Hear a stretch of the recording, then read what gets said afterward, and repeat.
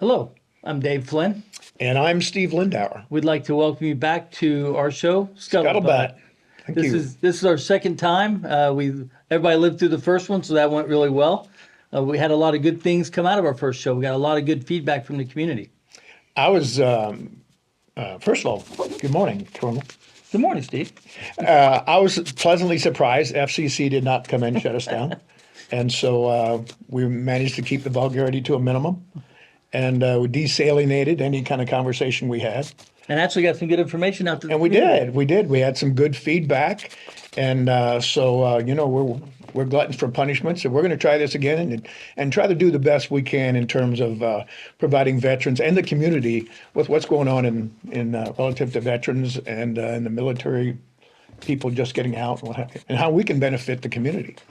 Right. And what I'd like to do first is I would like to give a big thanks to Caitlin Nycom, who was doing our editing for us at Channel 18, and Mr. Bill Potter for assisting us again in getting this second episode out to you.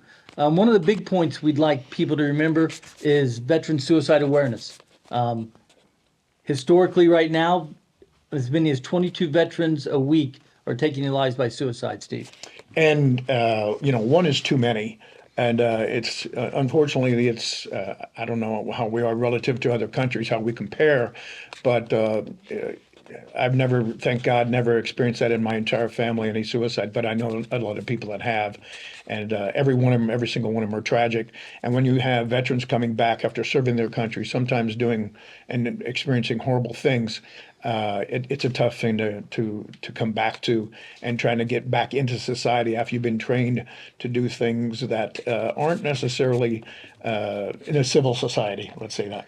Yeah, it's hard. It's hard not just for veterans, it's hard for the community. And suicide across the whole community is something that everyone needs to be aware of. One of the things I'd like to talk about today is this evening we'll have our Flag Day ceremony at the Dubois County 4-H Fairgrounds, Steve. Yeah, that's been going on for quite a few years. I don't know. Do we have Boy Scouts out there this year? We were going to have scoutings and some other organizations will be involved. The Dubois County Veteran Council puts it on. It's a flag disposal ceremony. We do it once a year to solemnly retire U.S. flags that have been worn out in service to their country. I've had people say, "Well, how do you retire the flags?" Well, they're actually burned. What? And people freak out. You're burning a flag, or you guys are vets? Well, this isn't. It's not done in a disrespectful way. There's actually a ceremony that goes with that. And if you've ever been to a military funeral, which I'm sure many of you have, there's usually a 7-shot volley, taps, and that sort of thing. And those flags are retired, and they are respectfully laid out, and they're disposed of accordingly, according to military tradition. Yes, I mean it's a nice ceremony. We invite the community to come out. It's not a long ceremony. It will start at 7 o'clock or 1900, and should be done by about 1945.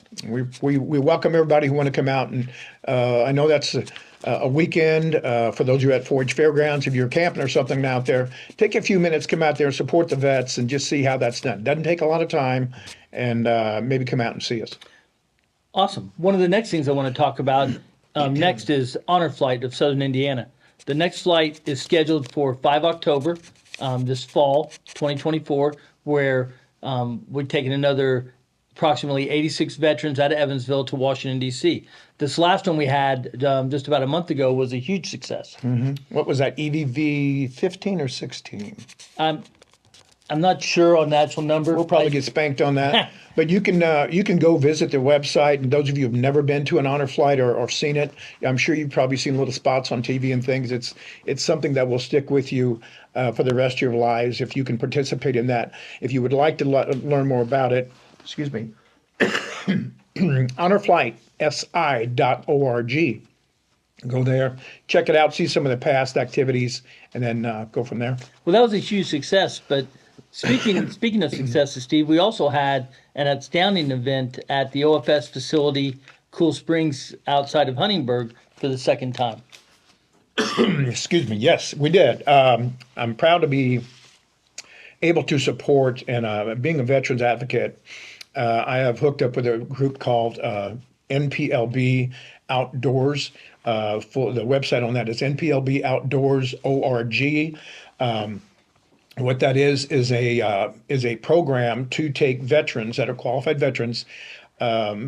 Typically, the qualification for that is about a 30% or more disability rating, and it's exactly what it sounds like. Take them and get them to participate in outdoor events. Well, what kind of is it? Everything from deep sea fishing, mountain climbing, big game hunts. In our case, we did sport shoots, so we had them over here at OFS. They've been kind enough to over at Cool Springs to let us use their facilities. They supported, they supplied all the ammunition, and we shot like 2,000 rounds. So, had a sore shoulder at the end of the day. They supplied all the clays. But more importantly, we had about 20 vets there that took part of it. About, I think 8 of them were shooters, but we had support staff there, had a nice grill out afterwards. And the thing is to rekindle that camaraderie, all different branches of service, all different areas of I'll call it needs in terms of maybe VA disability ratings. And so we had a great time, very successful, and our heart goes out and our great thanks to Hank Minke and the people at OFS in Cool Springs. Speaking of thanking people, we'd also like to give a shout out to Mr. Boone Taylor here at Mind, Body, Soul Corporation. He's kind enough and here at Two Rivers Center to allow us to use his facility to tape this program for the community and for the veterans. I might point out the Two Rivers facility down here is the Two Rivers Center is down here at the new, right along the river, down at the old, for those of us way back, the old factories from way back in the day, turned these into some beautiful apartments and restaurants and some retail places. And Boone has taken over one section of it that they've given us, and he's turning this into basically a vet center. And the good thing about the vet center is it has a lot of resources, and we can use this as veterans and the community to reach out to a lot of people. Boone and the volunteers that work here at Mind, Body, Soul Corp are available throughout the day. I mean, we don't have everything set up yet, but it's a work in progress, a work of love, and it's something that's needed not just for veterans, but for the community and for the state of Indiana. Got one other thing I'd like to talk about. Recently came across some of the state representatives had put out a thing for the state of Indiana for resources for struggling military members and the vets. And there's 3 projects they've introduced, or at least they're probably just been on the books for a while, but they're trying to make sure people know about it. So military assistance projects, that's free legal services, and this is for civil cases, like wills, guardianships, and document preparation. I'm sorry, excuse me. Military Family Relief Fund that helps with expenses related to housing, utilities, food and medicine, and transport costs. And then, of course, we've got our local county VSO office, Susan Bramlett and Ralph Hughes. They help us with help veterans get into actually sign up for the VA and help them with benefits that they got coming.